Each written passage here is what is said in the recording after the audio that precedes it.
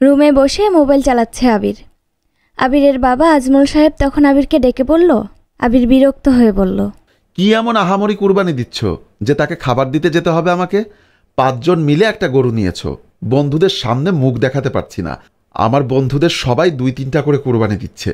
আজমল সাহেব পেপার পড়তে পড়তে বললেন, তোর নিজের চাইতে বড় অবস্থা সম্পন্নদের সাথে বন্ধুত্ব করতে বলেছে কে? তাহলে তো আর লজ্জা লাগতো না। আমার বন্ধুত্ব করতে লজ্জা লাগবে কেন? লজ্জা তো লাগে মধ্যবিত্ত বাবার ঘরে জন্ম নেওয়ার জন্য। আজমল সাহেব মুচকি হেসে বললেন, তাহলে নিজেকে সেভাবে তৈরি করো যেন তোমার সন্তানের সে আফসোস না থাকে, তাদের যেন তোমার সন্তান হয়ে জন্মাতে লজ্জা না লাগে। পড়াশুনো তো শিখিয়ে দিয়েছি, বাকিটা তোমার হাতে। আবির রুমের দিকে চলে যেতে যেতে বললেন, আমি তোমার চেয়ে বেশি খুশি রাখবো আমার সন্তানদের, তাদের ইচ্ছে অপূর্ণ রাখবো না। ঈদে কোরবানে এইভাবে লজ্জা পেয়ে পালিয়ে বাঁচতে হবে না। আজমল সাহেব ছেলের দিকে একবার তাকালেন শুধু, মাথা নেড়ে হেসে আবার পেপার পড়তে লাগলেন। আবির শব্দ করে দরজা বন্ধ করে দিতেই আজমল সাহেব দীর্ঘশ্বাস ছেড়ে বললেন, দায়িত্ব নেওয়ার আগে, সংসার বোঝার আগে আমিও এরকম ভাবতাম। বাবারা কত কষ্ট করে সন্তানদের আবদার আদিক্ষেতা করতে শুরু করে, তা বাবা না হলে কিভাবে বুঝবি রে খোকা? 10 বছর পার হয়ে গেল।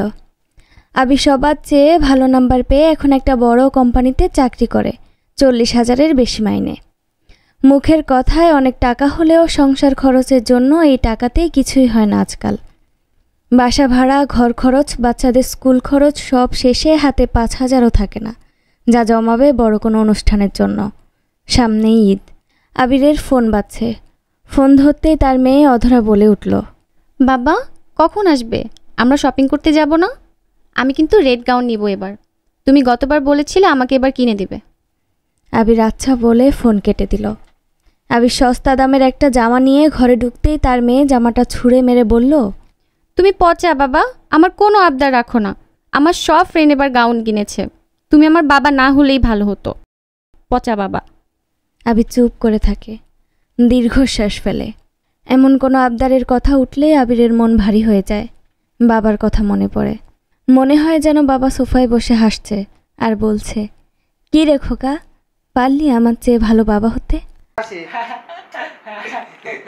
তোমার জন্য কি আনবো মামুনি বলো? বলেন তোমার জন্য কি নিয়ে আসবো মামুনি? এই লাইট মার খাইতো আনবো? আচ্ছা আনবো। হ্যাঁ বুঝেন। কাট। আচ্ছা টাকাটা রাখ। এটা কি হবে? ফোন করা না। মেয়ে পড়াশোনা, এই বিল সেই বিল, কারেন্ট বিল, গ্যাস বিল সব দিতে হবে, এসি বিল কিচ্ছু নাই। আমি বুঝি না কিছু, এই সব এই সব বলে আচ্ছা ভাই বলেন, আচ্ছা রাখো না এটা। আচ্ছা রাখো না। এবার সামনে সামনে টাকা বন্ধ। এই টাকা ছুড়ে মার ওর গায়ে। ফোন করা